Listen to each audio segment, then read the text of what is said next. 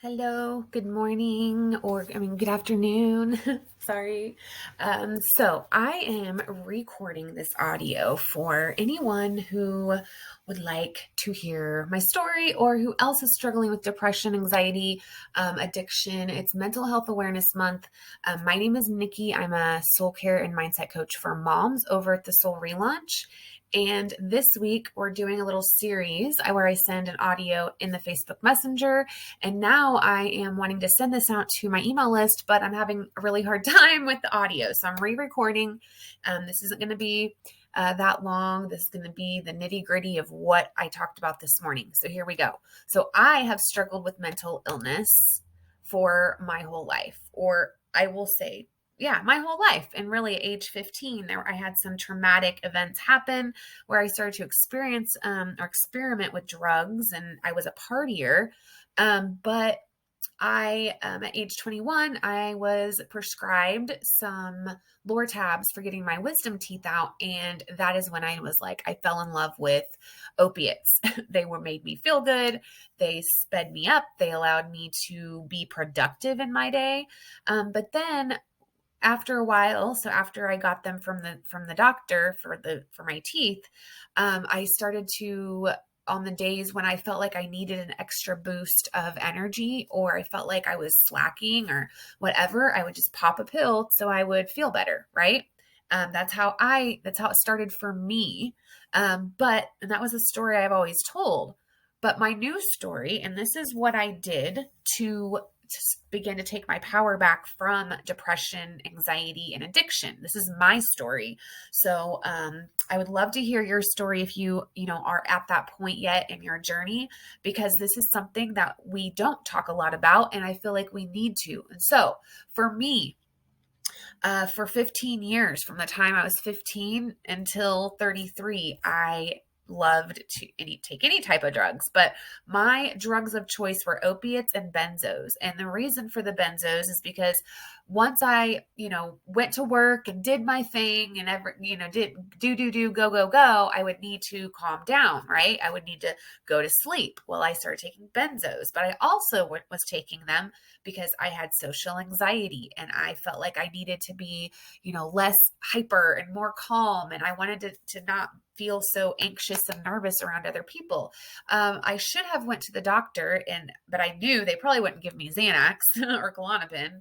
And that wasn't even really what, like, my mind, my thinking, the way that I was thinking, looking back, is like, wow, why didn't I just go to the doctor? Which I did end up going to the doctor, and I got on Zoloft. I think eventually I was on citalopram, and that did help me, absolutely. But I still wanted that feeling of excitement or of calmness or forgetting what, my troubles, whatever the, opiates or the benzos did. It was the feeling. And this is the point of all of this.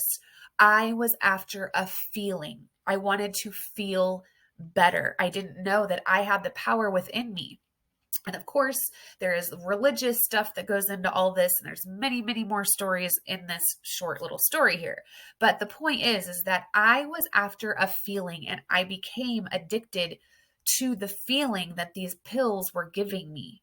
And so 33 comes along, and I have this awakening experience where I was still using speed, or taking pills or whatever, still taking benzos, but I was using it, not all the time, just whenever I wanted to feel better.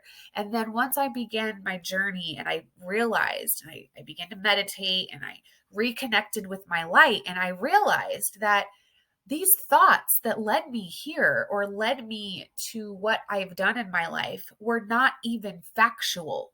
Like, they weren't really true. They were stories I was telling myself. And so what I want to really suggest to you today is, if you are struggling with mental health, if this is what you are really having a hard time with, I want to first give you a huge virtual hug that, hey, you are not alone. All right. Like, you aren't alone. And it is actually a bigger problem than and something that people are ashamed of than it should be, because everybody is dealing with a mental illness or mental issue of some sort. Everybody is allowing their thoughts to determine the life they live. And my purpose in your life is to help you shift that, okay? To where that is not, you no longer are in control. You are no longer are allowing your thoughts to dictate how you live your life. You are actually going to shift it around. And this is how you can do that and just start to do it. Is first of all to become aware that you are not your thoughts, you are the thinker of your thoughts. Okay. And today, as you start to feel a little down and out, you are possibly at work and you go home and you go straight to bed because you just don't want to be awake anymore. Or maybe you are really tired. And this is what I used to do having kids as moms. This is something that's so important for us to get a handle on, because that is just not the way to live, right? It just isn't. We are not living to our fullest potential. And so here's what I did. I began to shift the story. So once you become aware of what it is you're saying to yourself that's leading you down this negative thought, this depression, right? And you are not depressed, you are feeling depressed. It is creating a separation between you labeling yourself as depressed to a woman who is depressed. Same thing with anxiety. You are not anxious, you feel anxious, right? You are not your mental illness.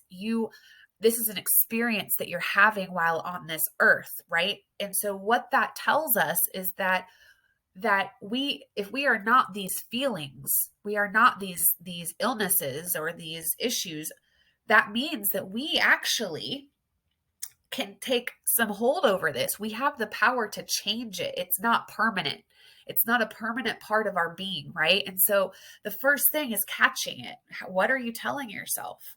And so for me, I was saying, I am an addict, right? Well, then I shifted it to I am a woman who is suffering or struggling with addiction. And then I even shifted that story to I am a woman who is in recovery from addictive behavior. Okay. Or after, many years of addicted behavior, I am recovering. So I shifted my labels and I stopped identifying with being an addict. Same thing with my boyfriend that's had some, criminal stuff happen. He used to say, I'm a felon. I'm not going to be able to do anything. Nobody will hire me. And instead he started to say, I am someone who I have a criminal, I've made some bad choices and I've been arrested and I have a felony. I have been charged with a felony in the past. However, that's not going to determine where I go from here. So he started to shift that story around in his head. And this is huge when you can begin to look at your those feelings that we were going for with addiction, why with depression, why we take pills from the doctor to feel better and for it to balance out the chemicals in our body, which I will say I am totally for medicine, okay, to level us out while we then learn how to cope in different ways. And then when you're ready, then you can taper off the medicine if you want. It doesn't, being on medicine is not bad. However, you are still relying on something else to make you whole. And that's not what we want. Like, you are so powerful. We have so much power at how we experience our life. And it starts at catching how you are talking to yourself. What are you assuming of other people? So for example, if you don't get a call back from a friend or you keep trying to text her, and you're not hearing anything, you immediately assume that she's mad at you or assume that you've done something. And then we start beating up on ourselves. We need to stop that because that's not reality. And so that's really what I challenge you to do today, is to just pay attention to the stories that you're saying and telling yourself that lead you in these directions, that you are nothing, you're a bad mom, you're guilty, you're shameful of whatever past mistakes that you think you've made. No. Whatever it is, just accept it for right now. And like today, just write down what your stories are. of why you are where you are right now, or why you are depressed, quote unquote. And when we can distinguish between depression not being us and anxiety not being us, then we put a barrier there. We put a separation between ourselves and the depression. And it is an entity, it's not a part of us. It's not like, it doesn't make us whole. It is just something that is outside of us, that is, it's energy, right? That's creating all these feelings and stuff. And then, so if we think different thoughts, that's how new feelings begin to evolve, by us simply shifting the way we are speaking to ourselves or the words that we are thinking. And so I hope that helps you today. If you really want to feel better today, do one thing that brings you joy. And I suggest, on when you do the one thing that brings you joy, so maybe it's like painting your fingernails, or going for a walk, or going to see a movie, or going to talk with a friend, like pay attention to how you feel after you do that thing. And you're going to see what it feels like to have a lower vibration, and then to raise your vibration, your mood. What are the thoughts you think when you're there? Okay. And if you need help with this, please come to the Soul Relaunch Society, or reach back out to me. I'm going to send this in an email. And I want to help you through this, because it is absolutely doable. You can do this, because I did this. And if I can do this, anyone can do this. I promise you. And so I hope you have a good rest of your day, and I will talk with you soon. Bye-bye.